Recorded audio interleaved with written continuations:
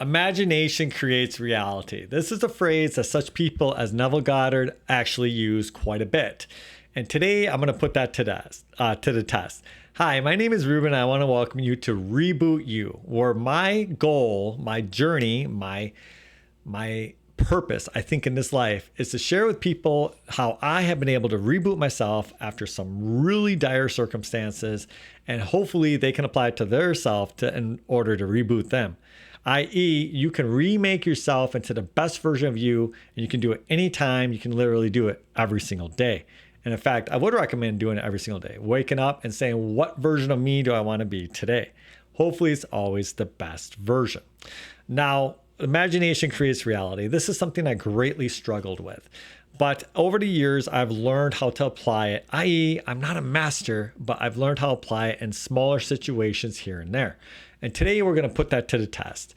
There's a 24-hour race going on, and I'm taking part in it. I'm actually got to leave there right after this.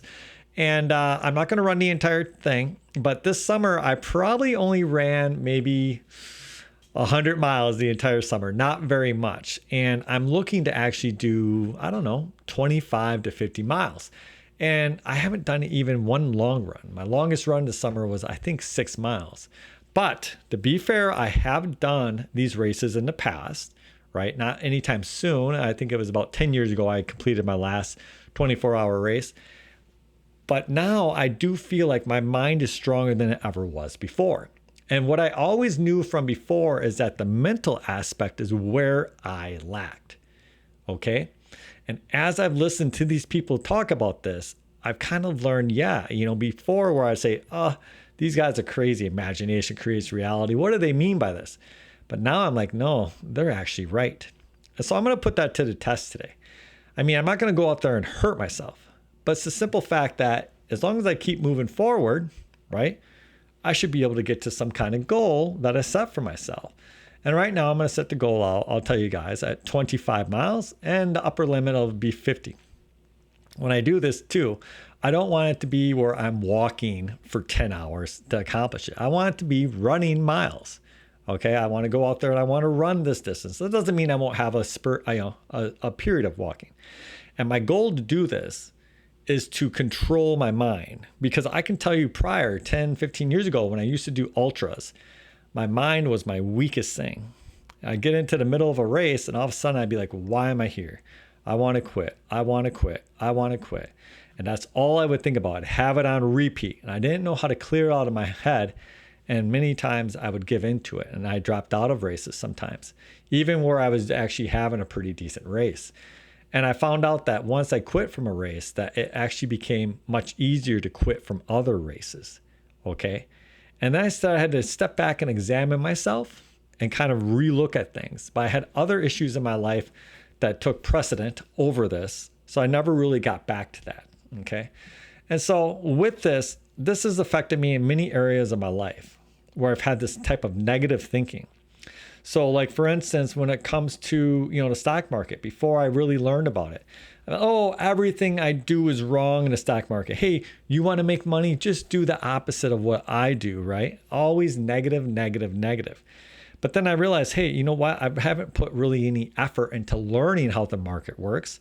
I don't really put any effort into understanding human psychology with the market, i.e., FOMO, fear of missing out, or, things are dropping, Chicken Little, just let go of everything, right? And then it starts going back up. Why did I let go of it? You hop back in, and all of a sudden you're chasing, right? You're just chasing around, losing your money, throwing away here and there, okay? I just expected things to go my way. And so part of imagination creates reality is understanding that what needs to be done. Okay. In fact, I think that's one of the bigger things. And so with the market, when I looked at it, it was like, okay, if I'm going to have any success in the market, one, I got to come up with a plan. And I told you guys in an earlier episode a plan I've had, and I've been doing actually fairly well in the market over the past year. I think I'm up like 60% over the past year, past 15 months, like 90%, and in one certain portfolio, not with my whole portfolio. But that was all a mindset. It went from taking away the loser mindset where I was always unlucky and saying, you know what, I'm going to have a strategy. I understand there's risk. When I have a loss, I don't sit there and lament it forever, right? I still do lament it. I hate taking losses. but I can take them now and I can let go of them and I can move on to the next thing. Where before I couldn't let go of it. I let it stick with me. Okay. And this is important too. I want to talk about this, right? Because this is where I didn't ever really think about people when they would say energy aura and thing like this, or karma. I didn't believe in karma. But the simple fact is that in quantum physics, you have this idea that if quantum physics is right, and it is our best theory, it's our best, most well-tested theory that we have. And as of right now, if you talk to any scientist that's a physicist, they will say that quantum physics is our best theory and it describes the universe as best as we possibly know it. Now, it doesn't mean it's perfect. There's still an issue with gravity. No one's been able to unite gravity with quantum physics. But for everything else, it has been spot on as far as we can test it. Okay. And what does that mean? Well, in quantum physics, there's this notion that everything is a quantum system and that there is an upper limit to the amount of information that can be contained with any certain area, physical area in space. And it doesn't even have to be three-dimensional space. It's actually a two-dimensional object.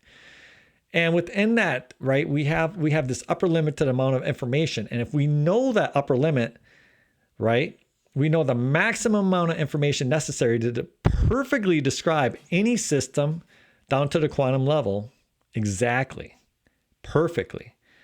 You might say, well, what does that even mean? Well, what it means is that basically I'm a quantum system.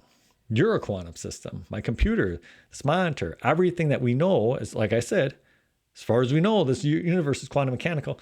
Everything that we know in it is a quantum system. And that essentially it's a number.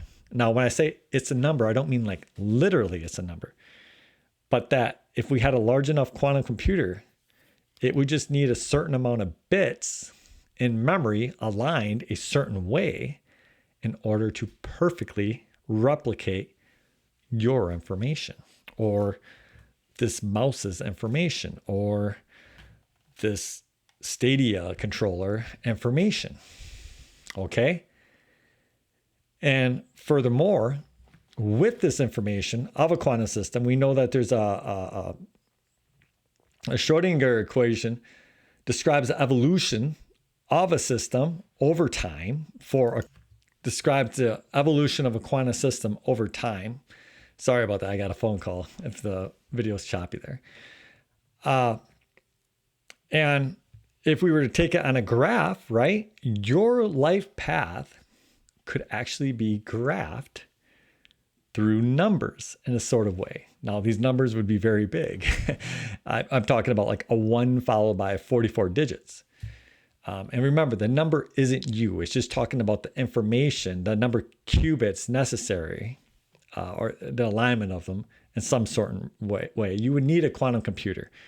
And it would just have to have a hard drive bigger than you are. And then it would have to have a processor that could process that many states. But if it could do that, it could emulate you.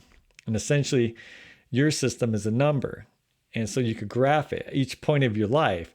And you might think, oh, here's year 1, here's year 2. Well, it doesn't work like that because it's like down to literally, a small division of a second. We're talking about Planck timescale here. And there's just a huge amount of changes. But anyways, what I'm trying to say is it is possible. Okay. And so I was thinking about that and I was like, that kind of makes sense with all these notions of karma, with energy, with my thoughts create reality. Because from this, we also know that the Schrodinger equation is just a probability distribution that actually, under many worlds interpretation, all these distributions, they occur, right? And so the Schrodinger equation just gives you the likelihood that you're going to find yourself in one of these certain situations. But there is a version of you that's going into it, according to Hugh Everett. And so if I have that, right, then basically my actions that I do, okay, they're going to take me on a path that determine actions that happen to me in the future. And you might say, well, duh, but that's really simply put, is karma. Okay, that's what it is, right?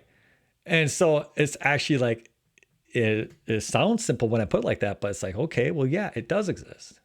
And so when I think of energy, okay, the energy is the information that's necessary to replicate me, or not replicate me, that creates me, okay? And again, we could plot out this energy, and it has some type of particular path to it, okay? And it is possible, right, when you're looking at this, that certain things may cancel that out in some sense, i.e., you could have somebody who is opposite to you, and when you get together, you're not going to like cancel each other out like Ultraman and Superman in the comics where they touch and they negate, but that literally brings your energy down. Sorry. I mean, you might be saying you are really stretching here from a quantum physics point of view, but really nobody knows what this stuff means, right? That's why you had these people who came out and said, shut up and calculate. But I mean, that's where this stuff is like, it's not that it can't possibly exist. And why wouldn't it? Right? When we talk about graphs, when you learn about these, like the quadratic equation and things like that in school, they talk about, the shape and flow of a graph, right? And that's essentially all we're talking about here. We're like, okay, we're plotting points, except for that the plot line is you. It's literally you. Okay. And so all I'm saying is what you did prior has influence on where you're going. It absolutely does. Right? But the choice is still open. It's always open for you. Because there's other versions of you. Like some versions may be lost to you now, right? So like if you're 50, let's say you're 75, or I'm trying to think in my head, like what can't you do? You're 75 years old. Well, there's probably not a version of you that's going into the NBA now, okay? That was lost, right? Way back here. And that's supported by quantum physics too. Like from the mini world branching, it's not that it's actually separate universes, right? Like it's possible for particles to actually separate and then come back together and interact. And that's where I think these events like the Mandela effect come from. I do think that's a possibility of where that could come from. But what it is that sometimes the particles on their paths get so far apart that it would be impossible. It would be near impossible. Okay. Very unlikely that they would ever be able to intermingle back again. So you could think of it as these separate realities are just so far apart that I wouldn't be able to will myself into it. So right now it would be, pretty impossible for me to will myself, through my thoughts back into the reality of me being a 20-year-old and landing in the NBA draft. Because those realities have diverged so far. And for those particles to all land, for one particle to land is like a huge improbability, but we're talking about 10 to the 44. And then you take that times, all the other particles that entangle with me.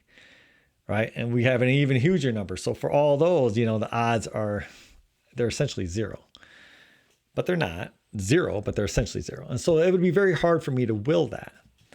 But something that is possible for me to select through my mind would be something that is very reasonable, like me having a good race today, and it's possible that I don't, but I can envision myself running. And I can envision myself keeping running, right? And if I do that, that version of me is very likely to appear. And when the negative thoughts come, I can repeat my mantras, right? I can repeat, certain positive statements to myself, I am statements, to help myself to be the person that I want to be. And I'm telling you, I'm going to put to the test today, that I believe that will make it more likely. So today, I've been saying these affirmations with you. And so today, what we're going to say is the usual one, but then I'm going to say it 3 times. And of course, if you want to say it 10 times, it's fine. That's what I recommend. But then I'm also going to say one specifically to my race today. So first one I want to say, I am strong, I'm free, I'm blessed, and I'm healthy. Every day in every way, I'm getting better and better. I am here and now. I'm strong, I'm free, I'm blessed, and I'm healthy. Every day and in every single way, I'm getting better and better. I am here and now. I'm strong, I'm free, I'm blessed, and I'm healthy. every day and every single way. I'm getting better and better. I am here now. So I love that statement. When my mind was at its worst, that was what brought me out of the darkness. I'm not kidding. It wasn't just that. I had to do other things. I had to meditate. I had to use the stop method. I had to use all these things. But that right there, when I'd have bad thoughts come in, I'd say, nope, I'm just going to think about that. Okay. And then today, simple mantra for me, I'm going to say it 3 times because mantras don't have to be complicated like the one I said, even though it isn't complicated, a little bit longer. Okay. I'm just going to say, I am a runner and I am strong. I am a runner and I am strong. I am a runner and I am strong. I am a runner and I am strong. That's going to be my mantra during a race when dark thoughts come in that start telling me I want to quit. Okay. Because they're going to come in. Again, I haven't trained at all. But to be fair, listen, I'm not going to do something stupid. I'm not going to be like, oh, my leg's broken. I got to keep going. Okay. But I'm not going to give up willy-nilly for no reason. 25 miles is the goal, minimum. Outside chance at 50, but okay, maybe that realities have diverged too far for me to hit that. Probably. We'll see how we do. I will talk to you later. All of you out there, have a great weekend. Take care.